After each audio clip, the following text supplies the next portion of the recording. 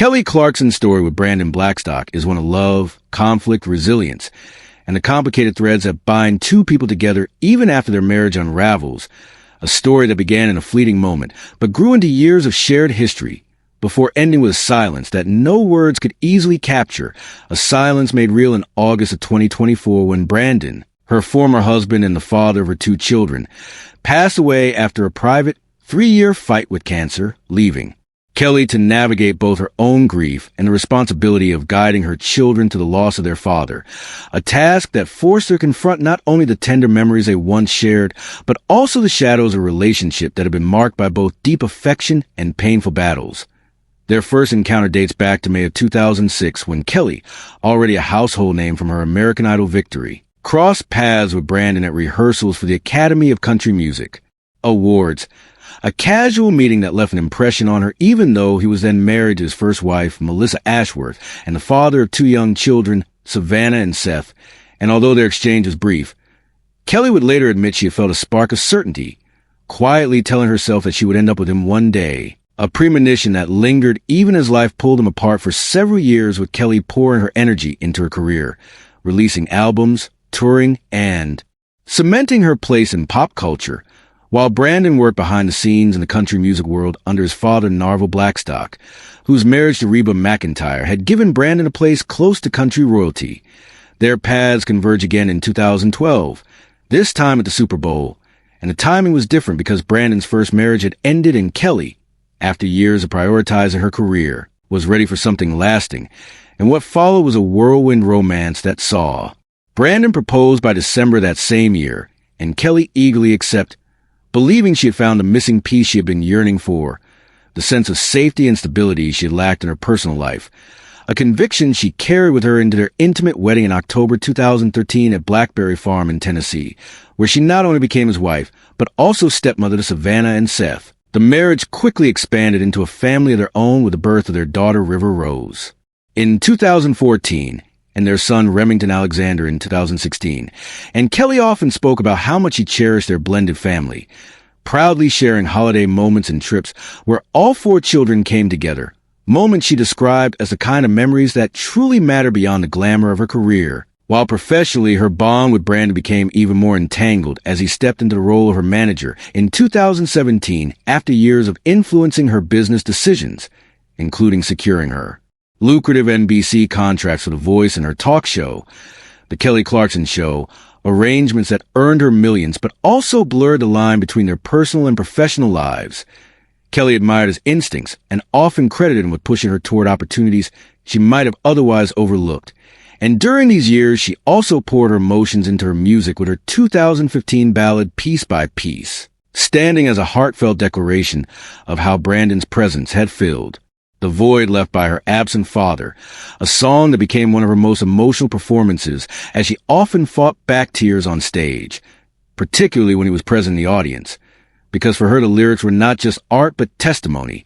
Yet beneath the surface cracks had already begun forming as she later admitted to feelings of isolation and imbalance in the relationship, carrying too much of the burden alone even as she portrayed an image of stability, and by 2016 those closest to them sensed a growing strain as the overlap of marriage and business added tension. The breaking point arrived by 2020, when Kelly filed for divorce after nearly 7 years of marriage, citing irreconcilable differences, a move that stunned fans but for her represented the culmination of years of struggle, and though she fought to salvage their partnership, she ultimately concluded that the life she had once believed unshakable could not be sustained, sparking a high-profile and bitter divorce that spilled into courtrooms with disputes over property, custody, and finances. The Montana ranch becoming a particular battleground with Brandon fighting to retain it, while Kelly argued it was solely hers, a battle she eventually won though he was awarded 5% of its value, and custody of River and Remington was granted primarily to Kelly though legal custody remained joint. The financial settlement was staggering with court documents showing Kelly had to pay Brandon over $1 million in a one-time payment, along with monthly spousal and child support. Figures that grabbed headlines, though the deeper cost was emotional as co-parenting remained fraught with distrust and resentment,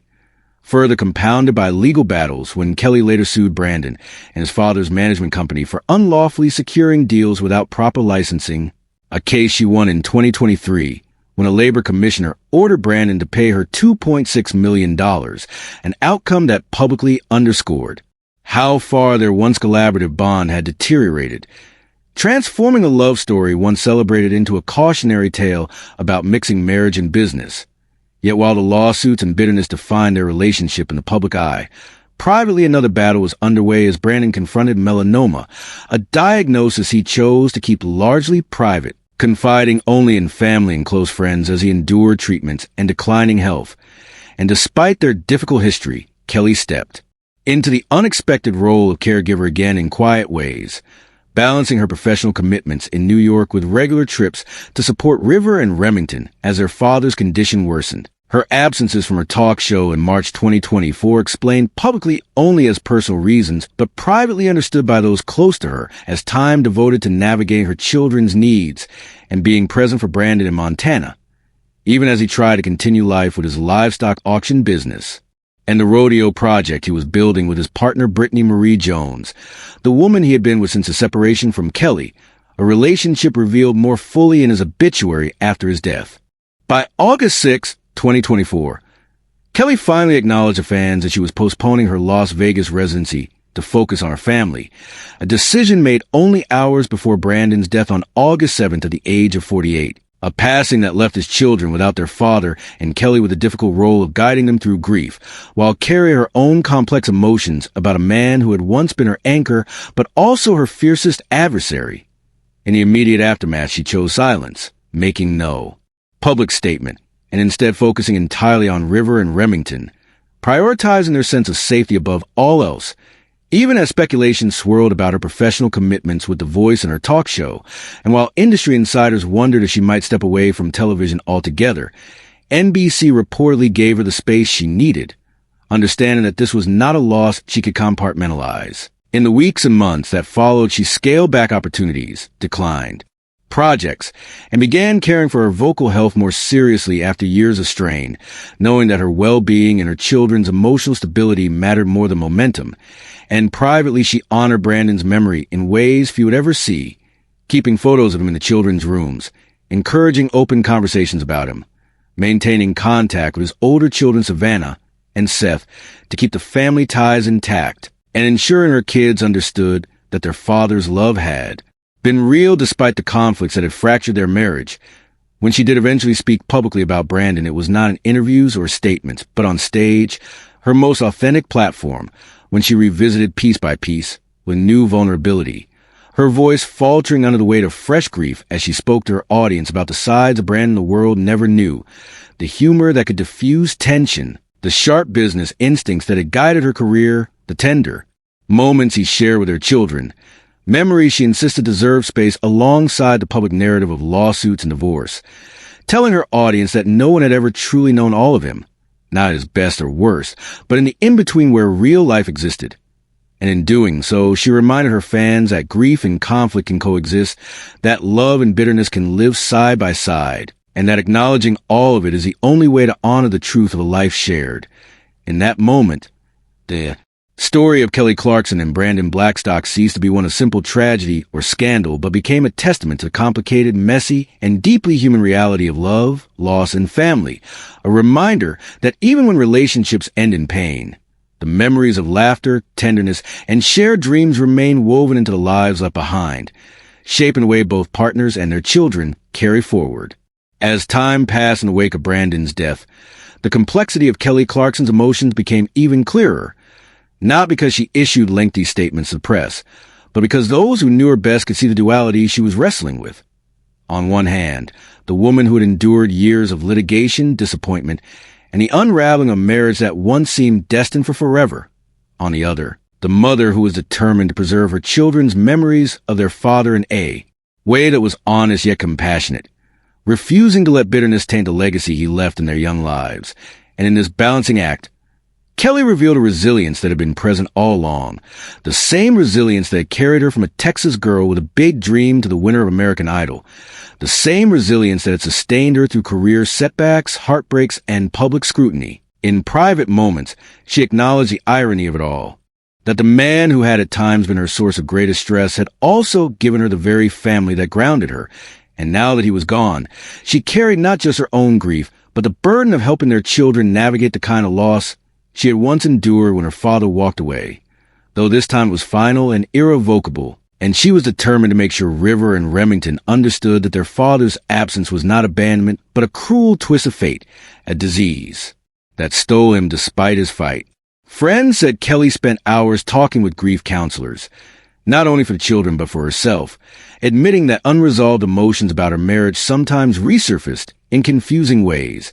and yet she found healing in acknowledging that it was possible to feel sorrow for what was lost while also remembering why the marriage had ended, a paradox that many who have experienced complicated love can understand. And it was perhaps this honesty that made her eventual return to the stage so moving,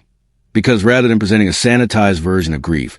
she allowed her fans to see its messiness, its contradictions, its refusal to fit neatly into categories of love or hate. Professionally, she stood at a crossroads, weighing whether to continue the relentless pace that had defined much of her adult life or to recalibrate her priorities around her children. And industry insiders noted that while NBC executives hoped she would stay on The Voice and continue her talk show, they were prepared for the possibility that she might step away, because those who had worked with her understood that Kelly Clarkson was not someone who would sacrifice her family's well-being for the sake of ratings or contracts. In fact, it was that same authenticity, her refusal to pretend, that always endeared her to audiences, and in this new chapter became even more pronounced. Behind the scenes, she grew closer to her extended circle of support, including her mother, siblings, and longtime friends, leaning on them in ways she hadn't during her marriage when she often tried to shoulder everything herself. And in doing so, she rediscovered the power of vulnerability, realizing that strength did not mean going alone, but rather being willing to let others carry some of the weight. For her children, she created rituals of remembrance, from lighting candles on special days to sharing stories of their father's humor and quirks, ensuring that River and Remington would have a sense of continuity even as they faced the reality of life without him.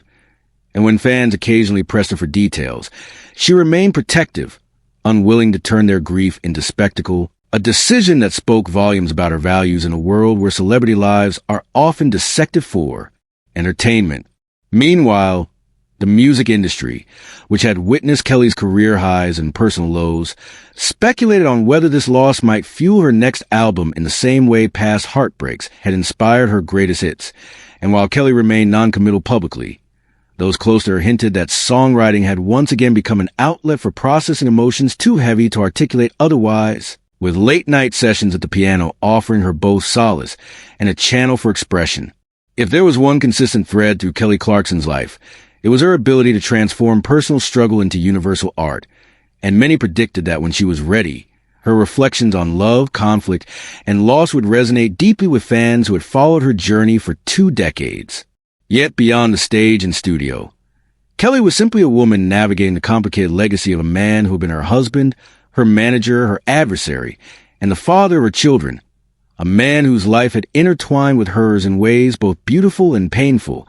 And in that entanglement lay the truth she eventually shared with her audience, that grief does not erase conflict, and conflict does not erase love. And sometimes the most honest way to honor someone is to acknowledge both the light and the shadows they carried. For Kelly, telling this story on her own terms, through her music and her stage, allowed her to reclaim a narrative that had once been defined by tabloids and legal filings.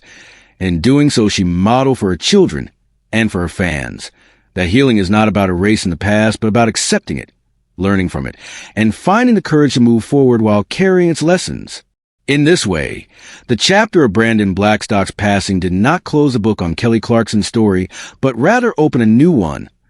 defined not by the promise of fairy tale romance or the drama of a courtroom, but by the quieter, harder, and ultimately more profound work of honoring truth, protecting her children, and continuing to create art that speaks to the deepest complexities of the human heart.